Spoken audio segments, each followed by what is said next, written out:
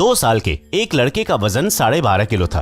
पोषण के जानकार के अनुसार ये 2 साल के हेल्दी बच्चे का वजन होता है, लेकिन पिछले 2 महीने में उसी लड़के का वजन तेजी से कम होने लगा। जब उसके गिरते वजन और सेहत को देखते हुए उसके मम्मी पापा उसे डॉक्टर पर ले गए तो डॉक्टर ने पहला सवाल किया कि क्या आपका बच्चा खाना खाते समय मोबाइल देखता है या फिर मोबाइल देखते देखते ही खाना खाने की आदत है। उसकी माँ ने कहा कि हाँ, ऐसा ही तो करता है। वो बच्चा सिर्फ अकेला बच्चा नहीं है जिसे खाना खाते समय मोबाइल पर वीडियो देखने या गेम्स चलाने की आदत है। ज्यादातर बच्चे ऐसा ही करते हैं। इन दिनों कई बच्चों में वजन घटने, मोटापा बढ़ने, कुपोषण जैसी सामान्य सी लगने वाली समस्याएं बढ़ती जा रही हैं। इसके अलावा खाना खाते हुए फोन देखने और गेम्स खेलने की लत की वजह से attention deficit disorder, hyper activity और स्लीप डिसऑर्डर जैसी बीमारियां बच्चों के शरीर में घर बना रही हैं। अब आपको बताते हैं कि अगर आपके बच्चे को मोबाइल या फिर कोई भी स्क्रीन देखकर खाना खाने की आदत है तो इससे भूख जो है समझ नहीं आती है। आमतौर पर बच्चे खाना नहीं खाते हैं तो उन्हें मोबाइल दिखाकर खाना खिलाया जाता है, लेकिन भारत ही नहीं पूरी दुनिया के बड़े बड़े चाइल्ड स्पेशलिस्ट का कहना है कि स्क्रीन एडिक्शन की वजह से बच्चों में भूख लगने की प्रवृत्ति कम होती जा रही है। इन चिकित्सकों का मानना है कि जब बच्चे मोबाइल फोन पर फोकस करते हैं तो उनके अंदर से खाने की इच्छा ही जन्म नहीं लेती। इससे वो खुद को संतुष्ट महसूस करते हैं। वे या तो कम खाते हैं या फिर कुछ ज्यादा ही खा लेते हैं। इसका असर कुपोषण और मोटापा दोनों ही तरह से सामने आता है। वहीं दूसरी ओर जो बच्चे खाने के इच्छुक हैं लेकिन मोबाइल में लगा होने की वजह से बता नहीं पाते कि कब उनका पेट भर गया, तो पेरेंट्स उन्हें ज्यादा भी खिला देते हैं। डॉक्टर्स मानते हैं कि स्क्रीन एडिक्शन बच्चे में भूख और संतुष्टि को समझने की क्षमता को खत्म कर देती है, जिस वजह से बच्चों को तमाम परेशानियों का सामना करना पड़ता है। ना तो उन्हें ये पता लग पाता है कि उनका कब पेट भर गया और ना ही उन्हें ये पता लग पाता है कि उन्हें कब भूख लग रही है। अब बात करते हैं कि मोबाइल एडिक्शन, स्क्रीन एडिक्शन से जो बच्चों का हार्मोन डेवलपमेंट होता है वो भी प्रभावित होता है। एक ऐसा मामला डॉक्टर्स के सामने आया जिसमें 7 साल के बच्चे को रात के वक्त चिड़चिड़ापन होने लगता था। पेरेंट्स से सवाल जवाब करने के बाद डॉक्टर्स ने महसूस किया कि बच्चा काफी देर रात तक जगता है और सुबह देर तक सोता है। बच्चे को सोने जाने के लिए देर रात तक कार्टून दिखाने की आदत डाली गई। डॉक्टर इसे काउंटर प्रोडक्टिव की संज्ञा देते हैं। डॉक्टर्स कहते हैं कि सभी इलेक्ट्रॉनिक उपकरणों से एक ब्लू लाइट निकलती है जो नेचुरल स्लीप हार्मोन मेलाटोनिन पर प्रभाव डालती है। इंसानी विकास के ज्यादातर हार्मोन्स रात को ज्यादा एक्टिव होते हैं, लेकिन जब बच्चा कम सोएगा तो उसका पूरी तरह विकास नहीं हो पाएगा। कम सोने की वजह से भी उनमें चिड़चिड़ापन आ जाता है। आपने इंद्रियों के बारे में तो सुना ही होगा। चाइल्ड स्पेशलिस्ट का कहना है कि बच्चों को अब काफी छोटी उम्र से ही इलेक्ट्रॉनिक गैजेट्स और डिजिटल मीडिया से रूबरू करवा दिया जाता है।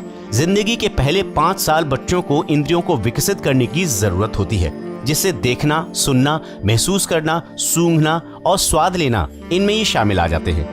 लेकिन इलेक्ट्रॉनिक गैजेट्स और मोबाइल बच्चों की देखने और सुनने वाली इंद्रियों को नुकसान पहुंचाते हैं। इसका उनके जीवन में शॉर्ट टाइम और लॉन्ग टाइम दोनों तरह का इफेक्ट पड़ता है।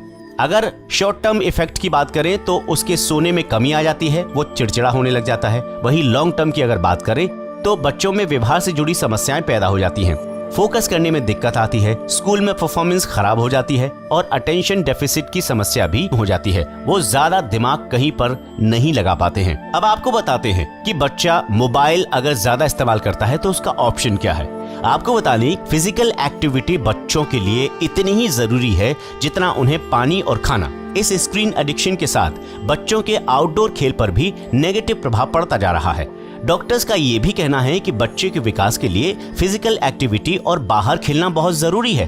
बाल रोग विशेषज्ञों का मानना है कि जिंदगी के पहले कुछ सालों में बच्चों के दिमाग का विकास हो रहा होता है और बाहर खेलने के दौरान दिमाग के विकास की गति और सीमा बढ़ जाती है। बाहर खेलने के दौरान बच्चों के न्यूरल नेटवर्क को चुनौतियों का सामना करना पड़ता है और फिर वो बच्चों को हेल्दी वयस्क बनाने में मदद करते हैं। जिन बच्चों को बचपन से ही गैजेट्स की आदत पड़ जाती है वो विकास की इन प्रक्रियाओं में पिछड़ जाते हैं, जिस वजह से बच्चों को हाइपर एक्टिविटी और अटेंशन डेफिसिट जैसी समस्याएं पैदा हो जाती हैं।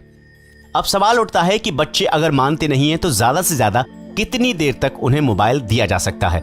इलेक्ट्रॉनिक गैजेट्स की लत की वजह से बच्चों में सामाजिक गतिविधियों में हिस्सा लेने की प्रवृत्ति भी कम होती जा रही है। आपने देखा होगा कि जब भी आपके घर में कोई रिलेटिव आता है या फिर किसी मम्मी पापा के दोस्त या फिर कोई बहुत अच्छा इवेंट हो रहा होता है तो बच्चे उससे अलग थलग ही रहते हैं। ना ही वो उसमें कोई अपना इंटरेस्ट दिखाते हैं और ना ही उन बड़े लोगों की नमस्कार या फिर गुड मॉर्निंग करके उनका आदर सम्मान करते हैं। डॉक्टर्स मानते हैं कि डिजिटल मीडिया की वजह से बच्चे पूरी तरह से सामाजिक नहीं हो पाते हैं। इस वजह से उनमें बचपन में बोलने की प्रक्रिया भी देर से शुरू होती है। इन बच्चों को बड़े होने के बाद कम्युनिकेशन स्किल से जुड़ी परेशानियों का सामना करना पड़ता है। इलेक्ट्रॉनिक गैजेट्स की टाइम लिमिट को लेकर डॉक्टर्स का मानना है कि 5 साल से छोटे बच्चों को 1 घंटे ही मोबाइल देना चाहिए ज्यादा से ज्यादा। अगर बच्चे 5 साल से ऊपर हैं तो उन्हें ज्यादा से ज्यादा 2 घंटे तक मोबाइल चलाने देना चाहिए। गैजेट्स ज्यादा इस्तेमाल करने वाले बच्चों को काउंसलिंग और सामान्य लाइफ की ओर लाने की कोशिश करनी चाहिए, नहीं तो बहुत देर हो जाती है। अब बात करते हैं कि बिहेवियर से जुड़ी परेशानियां इससे बढ़ने लगती हैं। डॉक्टर्स का मानना है कि मोबाइल देखते हुए खाना खाने वाले इन बच्चों को मोबाइल इस्तेमाल करने से मोटापा, नखरे और बिहेवियर से जुड़ी कई परेशानियां हो जाती हैं। मोबाइल फोन का ज्यादा इस्तेमाल उनमें एकाग्रता और विकास को बाधित करता है, जिससे कि बच्चों में हाइपर एक्टिविटी बिहेवियर, डिप्रेशन और खुदकुशी करने की प्रवृत्ति बढ़ती चली जाती है। यानी कि अगर बच्चे ज्यादा मोबाइल की दुनिया में ही खोए रहेंगे तो उन्हें जीवन जीने की चुनौतियों से लड़ने की ताकत थोड़ी कम हो जाती है और ये उनके लिए नुकसानदायक हो सकता है। अब सवाल उठता है कि बच्चे मोबाइल की लत को छोड़ें कैसे? तो ये सिर्फ आप कर सकते हैं, मम्मी पापा कर सकते हैं, क्योंकि आपके पास और बहुत सारे ऑप्शंस हैं। जब मोबाइल नहीं हुआ करता था तब भी बच्चों को पाला जाता था और वो अच्छे से पलते थे और आज तक महान महान वैज्ञानिक और बड़े बड़े इंजीनियर और बड़ी बड़ी महान हस्तियां इस दुनिया में पैदा होती आई हैं, वो भी बिना मोबाइल चलाने के। तो आप ये कोशिश करें कि ज्यादा से ज्यादा उन्हें मोबाइल ना ही दें और दूसरी एक्टिविटीज में उनको शामिल करवाएं। इसके लिए आपको क्या करना है, मोबाइल और टीवी देखने का समय तय कर दीजिए और सख्ती से इस नियम को लागू कर दीजिएगा कि इतने से इतने तक मोबाइल चलेगा। खाते हुए और सोने से पहले बच्चों को मोबाइल फोन कतई ना दें। इस समय बच्चों से बातचीत करें, उनकी दिन के बारे में पूछें, उन्हें इंटरेस्टिंग बातें करें। अगर आपके पास टाइम नहीं है तो ये आपकी कमजोरी है, बच्चों की नहीं। बच्चों के लिए जो नियम तय करें उन्हें खुद भी फॉलो करें और ये ना कहें कि सारी जिम्मेदारी बच्चों की है और हमारे बच्चे तो हाथ से निकल गए, क्योंकि बच्चे हाथ में ही रहते हैं। बस आपका हाथ ही टाइट ना हो तो बच्चे रुकेंगे कैसे? बच्चों को story telling, board games, outdoor activity जैसे कई कामों में व्यस्त करना आपकी जिम्मेदारी बन जाता है। अगर आप अपने बच्चों का एक अच्छा भविष्य बनाना चाहते हैं, जिसके लिए आप अपनी पूरी जिंदगी की कमाई लुटाना चाहते हैं, तो क्यों ना 2 घंटे या 3 घंटे अपने बच्चों के लिए इस तरीके से निकालें कि उनको मोबाइल की आदत ना पड़े और वो हेल्दी रूप से हेल्दी एक्टिविटीज में शामिल होना शुरू कर दें। बच्चों को मनाने, खाना खिलाने या कोई लालच देने के लिए कभी मोबाइल फोन का इस्तेमाल ना करें। उनके लिए कोई और चीज का इंतजाम करें, उनको बाहर ले जाएं। कुछ कभी कभी 1 हफ्ते या 3 हफ्ते या 4 हफ्ते में बाहर आइसक्रीम खिला दें। बाहर किसी अच्छी कंपनी की आइसक्रीम खिलाएं, वो भी लिमिट में, और आप उनसे ज्यादा से ज्यादा इंटरैक्टिव हों। जब भी आप बच्चों को छोड़कर अपने दूसरे कामों में बिजी हो जाते हैं तो बच्चे वो विकास नहीं कर पाते जितना वो कर सकते हैं।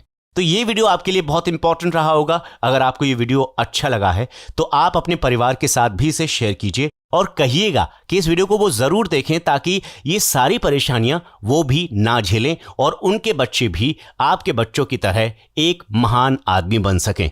अभी फिलहाल दीजिए इजाजत। नमस्कार।